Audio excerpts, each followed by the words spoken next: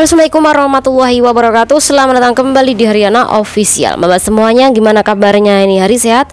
Semoga sehat selalu di perantauan, amin. Semoga mbak semuanya terhindar dari mara bahaya, amin. Semoga dipermudah segala urusan nih saman mbak, amin ya robbal alamin. Nah, kali ini kita bakal membahas dua sekaligus berita. Pertama adalah PRT asal Indo yang kerja di negara Hongkong. Kemudian yang kedua adalah berita yang sedang viral di negara Jepang. Lagi-lagi ini juga menyangkut tentang para pekerja Indonesia laki-laki yang di sana, Mbak. Ini sedang viral. Oke, tanpa basa-basi kita bakal membahas beritanya. Semoga bermanfaat. Kawan-kawan, yang pertama, jadi iki ceritane ada Mbak Indonesia yang kerja di negara Hongkong. Dia harus mengalami pemutusan kontrak kerja secara interminit karena kelalaian dia, Mbak. Menurut aku ini lalai atau mungkin Mbak Iki terlalu gerusa-gerusu. Oke, kita bakal membahas. Jadi biasa ya Mbak, hari Minggu sampean-sampean kalau memiliki kamar tersendiri, aktivitasnya sampean siang harusnya keluar untuk libur, tapi hari Minggu sampean buat tiduran di rumah majikan. Atau mungkin sampean pas hari Minggu sampean di kamar mengerjakan sesuatu, entah itu sampean belajar bahasa Inggris secara online, atau mungkin sampean teleponan sama pacare sampean agar tidak terganggu suara. Jadi sampean memilih stay ning gini kamar sampean, padahal sampean posisine waktu kuwi libur.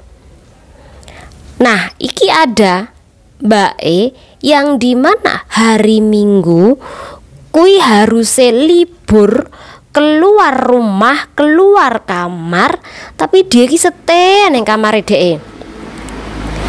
Dan majikan kuwi tidak menyukai, Mbak, karena majikan hari Senin kuwi wis kerja. Sampai hari Sabtu dia kerja, Mbak. Ada majikan yang hari Jumat kuwi kerja. Ada. Nah, sampean tuh udah dikasih dari hari Senin sampai hari Sabtu kuwi stay ning ngene kamar sampean utawa di rumah majikan. Jadi sampean tuh udah diberi kesempatan dari Senin sampai hari Sabtu di rumah majikan. Dan entah sampean tuh ngapain, majikan nggak mau tahu, majikan tidak mengetahui. Majikan iki berharap hari Minggu, Mbak, dia iki iso tiduran di rumah dengan santai tanpa terganggu dengan sampean. Bahkan majikan nggak mau ngelihat wajah sampeanku juga ada, Mbak, pas hari Minggu. Ada juga majikan yang dimana hari Minggu santai digunakan untuk bercengkraman dengan istrinya, dengan suaminya.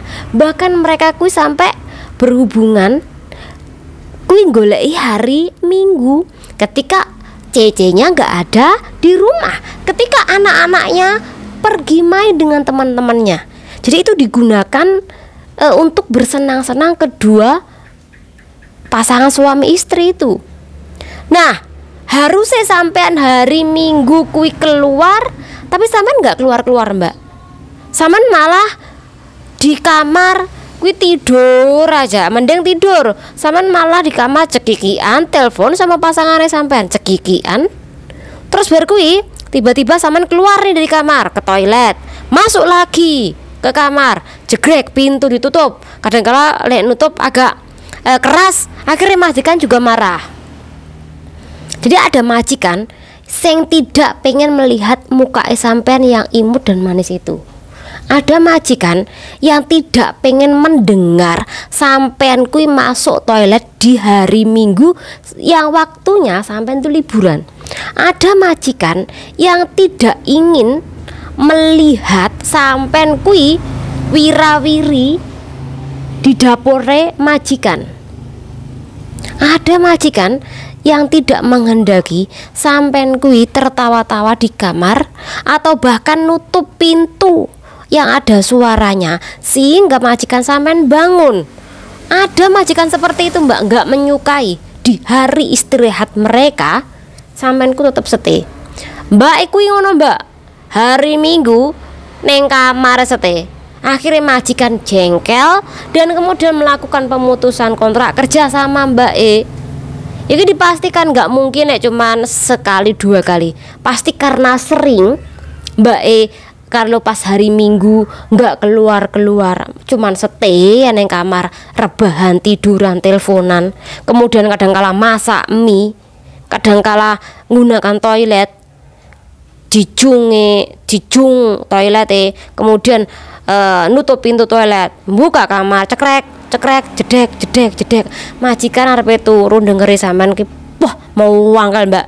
Karena kita sendiri kalau ada suara pintu kui terbanting atau mungkin suara lainnya dan kui tipe-tipe uang yang nggak bisa tiduran dan kemudian mendengar suara tersebut, emosi itulah akhirnya majikan memutuskan kontrak kerja. Jadi Mbak, lain kali kalau sampean kui pengen tidur di kamar, sampean harus tanya sama bos sampean boleh nggak, atau mungkin sampean bilang sama bos kalau bos sampean tuh mengendai sampean untuk pergi di hari Minggu, tidak stay neng kamar, bilang ya bos, karena aku mau istirahat, aku capek. Tapi kalau kamunya nggak mengendaki aku untuk tidur, mungkin kamu ada acara apa, bilang sama aku, nanti aku akan keluar, seperti itu. Jadi ada omongan Mbak, karena ketika ada omongan, kalau majikan tidak mengendaki sampean pasti akan bilang. Atau mungkin sampean bisa nyewa hotel di TST patungan dengan teman-teman sampean 10 orang, 15 orang, itu kan bisa. Nah, sampean bisa tidur sepuasnya di situ berame-rame. Karena kuwi lebih baik daripada sampean stay neng kamar dan majikan sampean tidak menyukai. Jadi lain kali lebih berhati-hati agar sampean tidak terputus kontraknya cuman perkara sampean hari libur kuwi stay ning gini kamar sampean, tidak keluar-keluar. Semoga bermanfaat. 伊勢崎市上諏訪町のアパートで外国語で揉めていると近くに住む女性から110番通報がありました。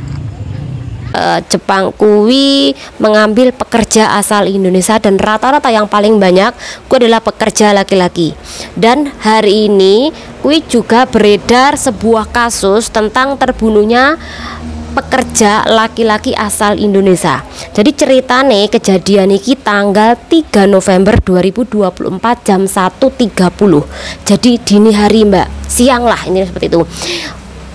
Ada salah satu warga Jepang sana kui mendengar keributan antara laki-laki dan laki-laki, tetapi keributan kui nggak diketahui masalahnya apa, karena bahasanya kui beda karo bahasa Jepang.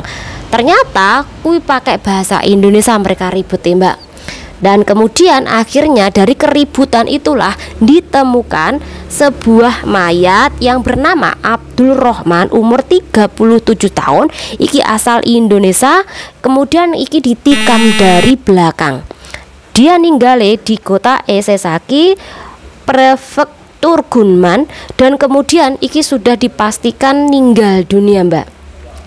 Kemudian didekati TKP meninggalnya Abdul Rohman yang umur 37 tahun ini juga ditemukan seorang pria Indonesia yang bernama Bobby Semakdo, umur 24 tahun.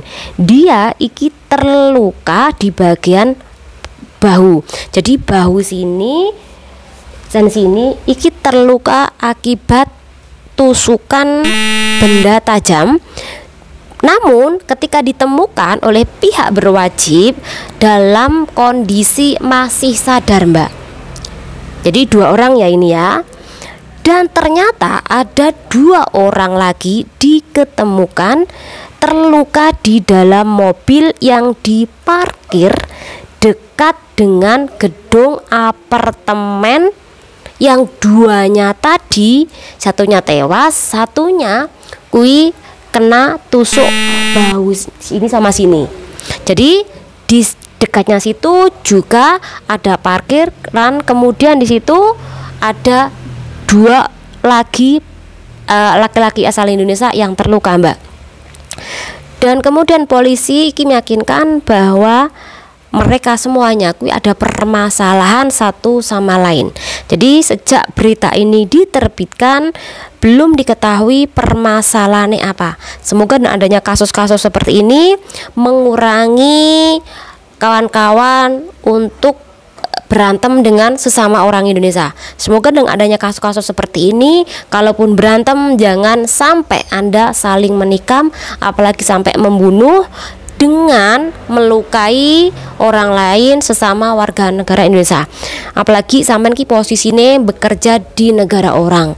Jangan sampai membuat malu Indonesia dengan perbuatan-perbuatan sampean, Mas.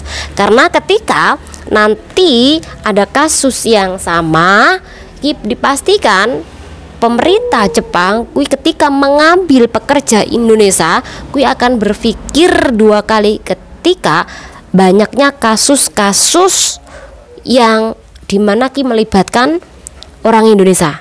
Semoga kawan-kawan dimanapun sampean berada, entah itu di Taiwan ataupun di Hong Kong, walaupun kui sesama perempuan yang sedang berantem ketemu berantem, jangan sampai Anda berpikir kalap, jangan sampai pikiran Anda kalap. Semoga dengan adanya pembahasan iki bermanfaat channel diri. Wassalamualaikum warahmatullahi wabarakatuh. Bye.